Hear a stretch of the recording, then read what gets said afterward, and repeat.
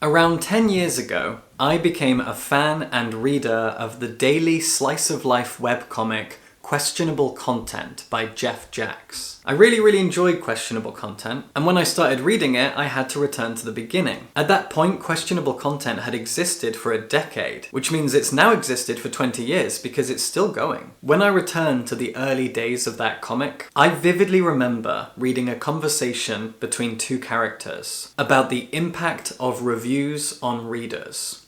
And it's something that I, as a critic, have never forgotten. However, I really wanted to be able to put it up on the screen here, and I spent this morning looking for it, and I couldn't find it. Now I'm worried that I made it up. In the very early days of that webcomic, the characters talk a lot about indie music and about video games. And I'm sure that these two characters were either talking about an album or a video game and how reviews had influenced the way that they thought. Anyway, even though I couldn't find it, that idea has stuck in my head for 10 years. And it forced its way to the front of my brain very recently when I read this novel. This is The Mountain in the Sea by Ray Naylor, a 2023 science fiction novel that I generally enjoyed, and has had a lot of very positive and excited responses from critics and readers alike. However, before I started reading this novel, I decided to have a look at the general Goodreads consensus, and what I found was something really interesting. The top 2 most liked reviews of this novel on Goodreads are a 5-star review and a 1-star review, each as popular as the other. I enjoyed both of those short reviews. I really liked the points that they made, and as I read through the novel, I kept thinking about both of them and how they were both true. And I can't help but wonder now how those two influenced my reading, because as I read this novel, I kept swaying back and forth between very positive praise and very aggressive criticism. In my previous video about sci-fi books, I talked about this, so if you want to know my thoughts on this novel, go check out that video. But in the video, I mentioned all of the things that I really liked and really didn't like about this novel. But those 2 Goodreads reviews fueled those ideas that I had. I was influenced by them. All the positive praise I had for it was mirrored in the 5-star review, and all the negative praise in the 1-star review. And it got me wondering where those criticisms ended and where I began. And that in turn got me wondering about this questionable content inspired question. How do, and how much do reviews influence our thoughts and feelings about a piece of entertainment, about a piece of fiction, about a piece of media? Lots of things outside of art get reviewed, things like tech and cars and services. And reviews of those things kind of serve a different purpose. That's not what I'm talking about here. I'm talking about book reviews, film reviews, video game reviews. Those are the reviews that I typically read because I love books, films, and video games. I'm going to read to you just a few snippets from these 2 reviews, which at the time of recording both have 140 something likes on Goodreads. We'll start with the 5-star review. This was written by someone just called Alex. Themes of consciousness, sentience, thought, language, and personhood suffuse this book. What does it mean to think? What does it mean to be? And how might these questions develop in a world that is hurtling towards environmental and climate disaster? But this book isn't a dense philosophical treatise. It's intensely tactile too. It creates and lives within its own world. It draws you in. You can feel the rough corals, taste the salty spray, smell the coppery blood of many characters who come to some pretty rough ends. I think that in a very subtle way, this story is also very much about identity. Not everyone here is who you, the reader, think they are. Some characters are not who they think they are. Some characters are not who they wish they were. These are some great thoughts and observations that I agree with. The Mountain in the Sea reminded me heavily of the film Arrival, a book that explores consciousness, communication, and language. This book does all of that brilliantly. Absolutely brilliantly. So I read this review, I went into the book, and I had those themes in my head thanks to Alex. Consciousness, intelligence, communication, language. Fascinating themes that this novel explores brilliantly and beautifully. Then we have the 1-star review, written by someone named Jennifer. How to make a book about homicidal octopuses suck. 1.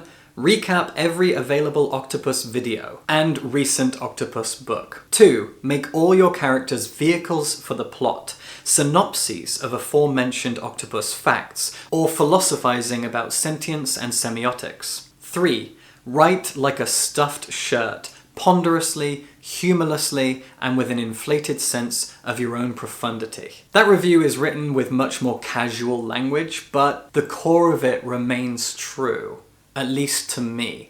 I related to those 3 points very, very heavily. In my previous video, when I talked about this book in detail, I remarked on how the characters in this novel do not exist. They are vehicles for the plot, just like Jennifer said. They are by no means people. I could not care about who they were, who they wanted to be, what their relationships were. Nothing. They don't exist. They are plot devices, not people. And Jennifer also called the book ponderous and humorless, which I also hugely agree with. There are jokes in this novel, but they are not jokes. They are not funny, they are painful. And they're not intended to be painful. And the book is ponderous. I said in my video that this is a book that seems paranoid about the reader not understanding, and so there's too much vagueness. And I also mentioned that there are 3 separate storylines going on, and one of them felt like a complete waste of time. These 2 reviews massively influenced how I felt about this book. The positive review highlighted all of the themes that I came to really know, understand, and respect. And the negative review highlighted all the things that I hated, mostly the characters and the style of writing. Now, I, as a critic, have to think very carefully about how I interact with other reviews, especially before either reading or reviewing something for myself. Here, I decided to read some reviews, and this was the result. How much have I been influenced by these 2 reviews? And this question leads me to a bigger question, which is a funny thing for a critic to ask. What are reviews for? I mentioned before about reviews of things like technology and services, and those reviews make perfect sense. Does the thing work? Is it worth the price? Does it do what I need it to do? If you look at a review of a laptop or a phone, you want to know about the details. Maybe you want to know how big it is, how heavy it is, how fast it is, what accessibility options it has. Lots and lots of different things, and reviews make total sense in that regard. Reviews of art and media are a little bit more complicated, because a review is just a critic sharing their thoughts and feelings and experiences with a piece of art. A film, a novel, an album, a song, whatever it is. And I did a video not too long ago about how to write or film a good book review.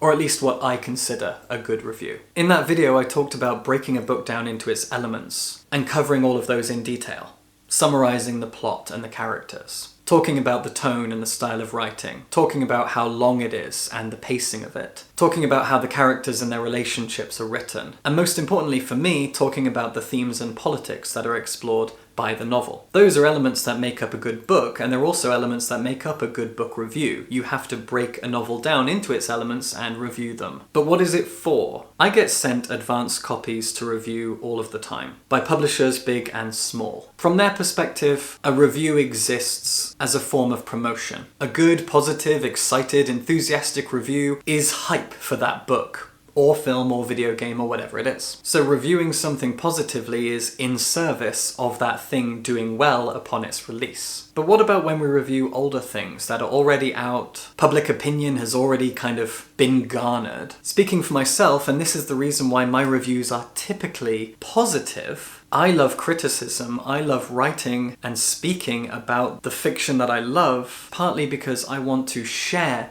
good art with the world. I want the world to know about the great art that I have discovered and that other people have discovered and people have made. I just kind of want to share the love. But I also review things because I enjoy the craft of criticism. Criticism is an art in and of itself, and I enjoy it. Being a critic, reviewing something, it's really good for your brain. It's good to analyze something through a critical lens, break it down, explore it, challenge yourself to work something out and understand it on as deep a level as possible, and then express the things that you've discovered in something that at least half makes sense to the audience, whether they are reading or watching or listening to your review. All of that is exciting, I find it very satisfying, I consider criticism to be a great craft, and I like perfecting it. So that for me is what criticism is for. It's either to promote something, or it's simply a form of self-expression and an extension of academic exploration of a piece of art. So then how do other people's reviews and criticisms of things influence us? That's the question I really wanted to answer here. It's probably what I titled the video, and answering it is really difficult. So far in this video, I've talked about 2 reviews that influenced me. I talked about a webcomic to try and set the scene, and I talked about the review process and why I at least review things. But this is supposed to be about how reviews mess with our minds and influence how we think and feel. And it's such a big question, I feel like I've been putting it off for however long this video's been so far. The 5-star and 1-star reviews of The Mountain in the Sea that I read kind of felt like a warm-up. Instead of walking into this novel knowing only what the blurb has told me, I walked in already feeling a little bit full, kind of like eating a starter before a main course. I walked in feeling a little bit warmer, like I'd stretched before going for a run. I was more prepared for the novel, but I already had pre-existing expectations that had been fed to me by 2 very different opinions, 2 very different ideas. And so I walked into the novel feeling prepared, but also confused. I'm going to go off on another tangent here, so just bear with me. I grew up on punk rock music, and until I was in university, I really didn't understand heavier music. Heavy metal and hardcore. These were things that kind of frightened me, and even depressed me. They just seemed so somber and sad, and obviously scary. But there was this one band, a legendary hardcore band called Converge. I was at university when their album Axe to Fall came out, and the magazines that I enjoyed reading and the online publications that I visited were all praising this album, and all talking about how this band is hardcore perfection, how they are all masters of their craft, they write and put out revolutionary music. And so I kept listening to the singles from this album and thinking, this is just frightening noise. This is not music. I can't hear it. I feel anxious, I feel intimidated, I feel threatened and frightened by it. It's just scary noise. But I read these reviews multiple times, good reviews from sources that I trusted, and I couldn't understand why my experience was so at odds with what they were saying. But because I love criticism, and because I develop relationships with critics that I trust, I felt the need to just keep going. I listened to those singles again and again and again. I broke it all down into pieces. I read the lyrics. I tried to appreciate the vocals more. As a drummer, I tried to learn the drum parts. I was trying to consider how the songs had been mixed and mastered in a certain way. There is a style to the engineering of their music. And slowly, by doing all of this, I kind of worked it out and became a fan of Converge. Now I love the band. I've been listening to them for more than 10 years. They're awesome. And they were my gateway into heavier, scarier music, which is now all I listen to. Black metal, death metal, hardcore, love it all. And it all started there, because I trusted the critics to be smarter than I was. They knew something that I didn't, and I wanted to kind of get to their level of understanding and appreciation. Maybe they weren't smarter than me, maybe they were more experienced. Whatever the case, they understood something that I didn't at the time, and so I just kept pushing. They influenced me so much, but they didn't affect how I thought or felt about the music. What they did was inspire me to keep listening to it and figure it out for myself. Reading their reviews frustrated me because I wanted to understand what they clearly knew.